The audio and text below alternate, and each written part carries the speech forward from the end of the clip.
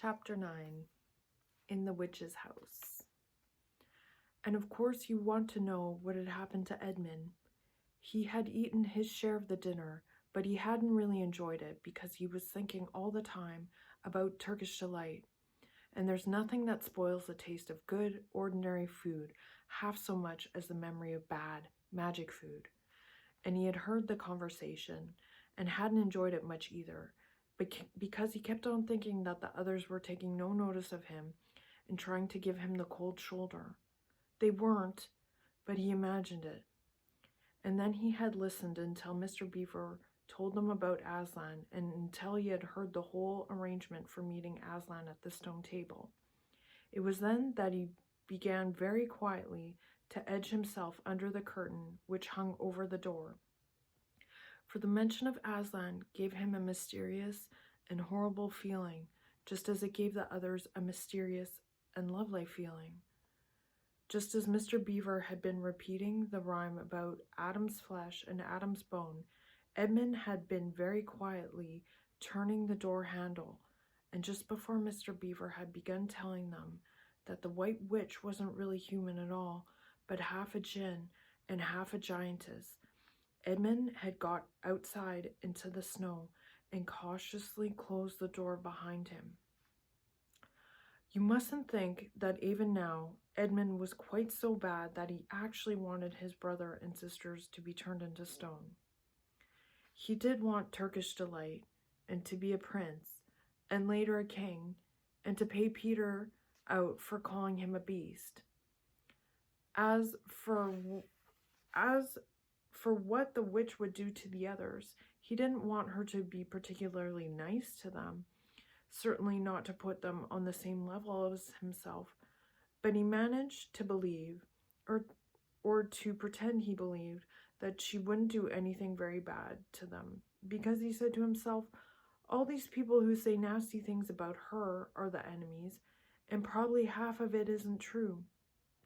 She was jolly nice to me anyway, much nicer than they are. I expect she is the rightful queen, really. Anyway, she'll be better than that awful Aslan. At least that was the excuse he made in his own mind for what he was doing. It wasn't a very good excuse, however, for deep down inside he really knew that the White Witch was bad and cruel.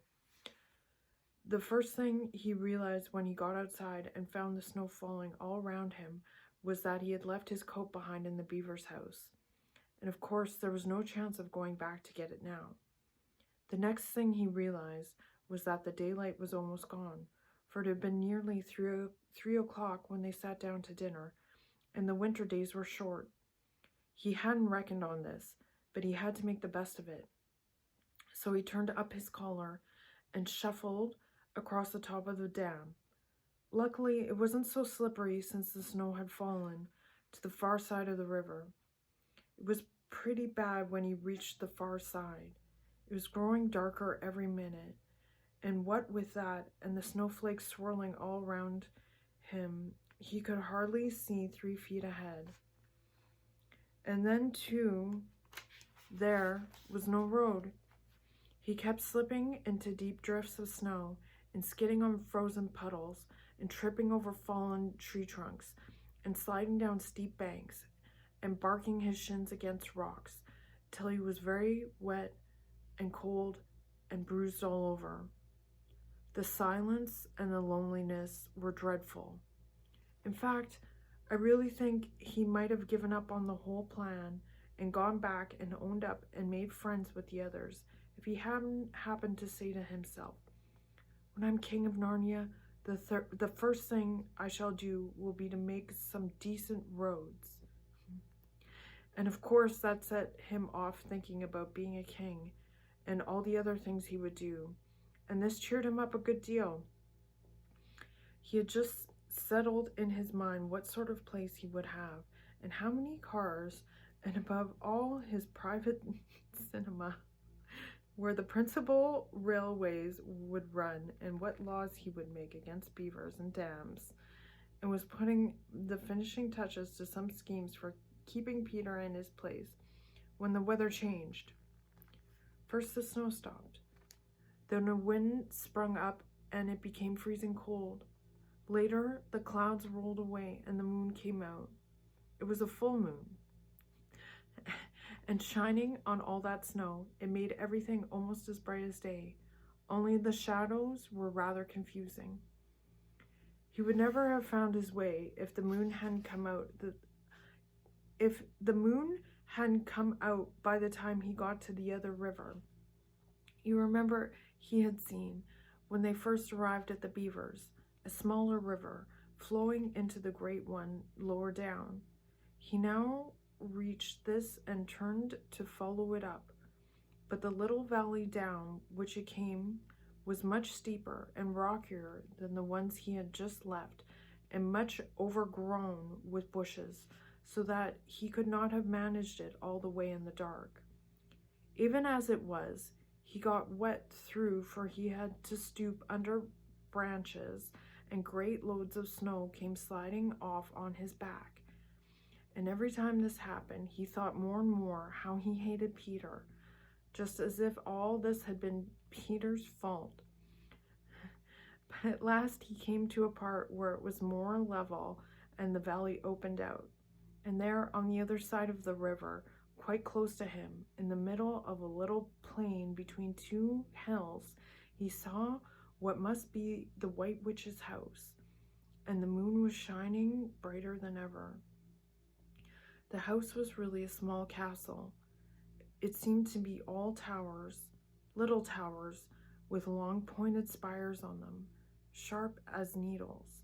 They looked like huge dunces' caps, or sorcerers' caps, and they all shone in the moonlight, and their long shadows looked strange on the snow. Edmund began to be afraid of the house, but it was too late to think of turning back now.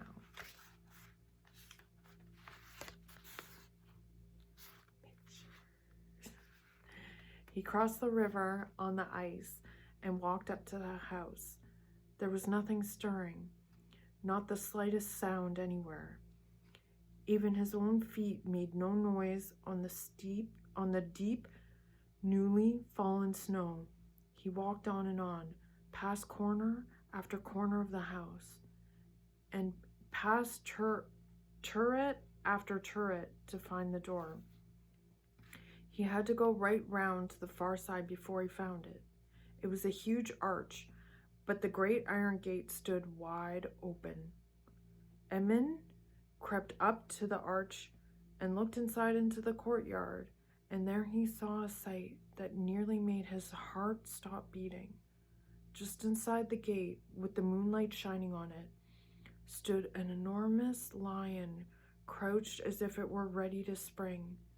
And Edmund stood in the shadow of the arch, afraid to go inside, and afraid to go on, and afraid to go back, with his knees knocking together.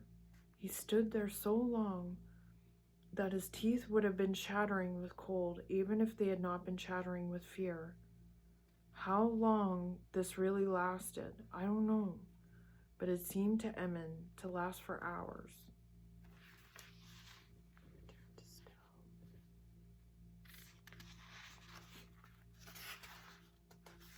Then at last he began to wonder why the lion was standing so still. It hadn't moved 1 inch since he first set eyes on it. Edmund now ventured a little nearer, still keeping in the shadow of the arch as much as he could. He now saw, from the way the lion was standing, that it couldn't have been looking at him at all. But supposing it turns its head, thought Edmund. In fact, it was staring at something else, namely a little dwarf who stood with his back to it about 4 feet away. Ah, thought Edmund, when it springs at that dwarf, then will be my chance to escape. But still the lion never moved, nor did the dwarf. And now at last Edmund remembered what the others had said about the White Witch turning people into stone. Perhaps this was only a stone lion. And as soon as he had thought of that, he noticed that the lion's back and top of his head were covered with snow. Of course, it must only be a statue. No living animal would let itself get covered with snow. Then very slowly, and with his heart beating as if it would burst, Edmund ventured to go up to the lion. Even now he hardly dared to touch it, but at last he put his hand very quickly and did. It was stone cold. He had been frightened of a mere statue. The relief which Edmund felt was so great that in spite of the cold, he suddenly got warm all right down to his toes, and at the same time there came into his head what seemed to be a perfectly lovely idea. Probably, he thought, this is the great lion Aslan they were all talking about. She's caught him already and turned him into stone. So that's the end of all their fine ideas about him. Pooh! Who's afraid of Aslan? And he stood there gloating over the stone lion, and presently he did something very silly and childish. He took a stump of lead pencil out of his pocket and scribbled a mustache on the lion's upper lip, and then a pair of spectacles on his eyes. Then he said, "Ha, silly old Aslan, how do you like being a stone? You thought yourself mighty fine, didn't you?" But in spite of the scribbles on the face of the great stone beast, he still looked so terrible and sad and noble, staring up in the moonlight, that Edmund didn't really get any fun out of jeering at it. He turned away and began to cross the courtyard. As he got into the middle of it, he saw that there were dozens of statues all about, standing here and there, rather as the pieces stand on a chessboard was halfway through the game. There were stone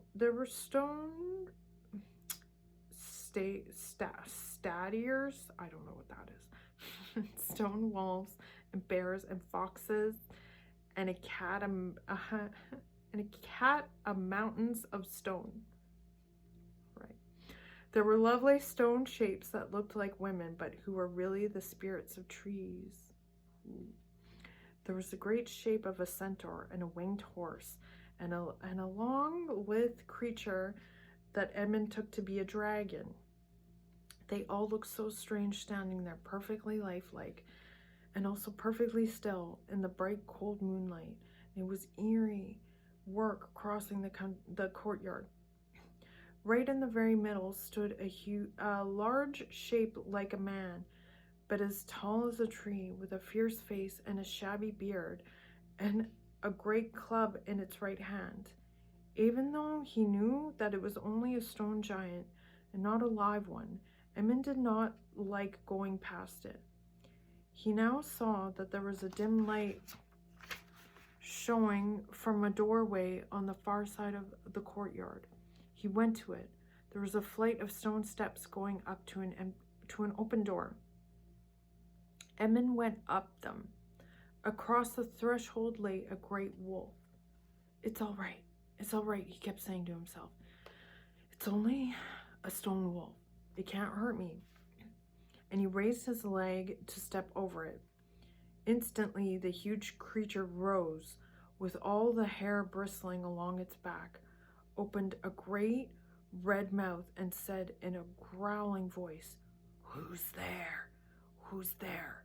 Stand up, stranger, and tell me who you are." "If you please, sir," said Edmund, trembling so that he could hardly speak. "My name is Edmund, and I'm the son of Adam that Her Majesty met in the wood the other day, and I've come to bring her the news that my brother and sisters are now in Narnia, quite close, in the beaver's house. She wanted to see them." I will tell Her Majesty," said the wolf. "Meanwhile, stand still on the threshold as you value your life." Then it vanished into the house. Edmund stood and waited, his fingers aching with cold and his heart pounding in his chest, and presently the gray wolf, Magrum, the chief of the witches' secret police, came bounding back and said, come in,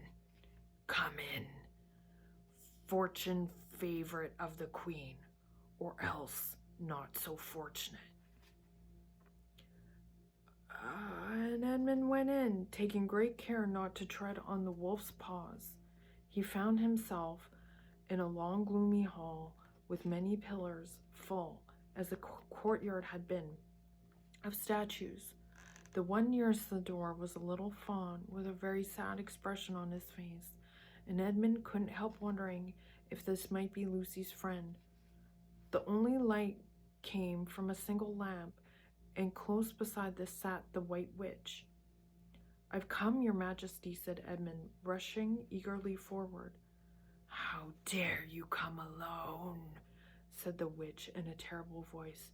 "Did I not tell you to bring the others with you?"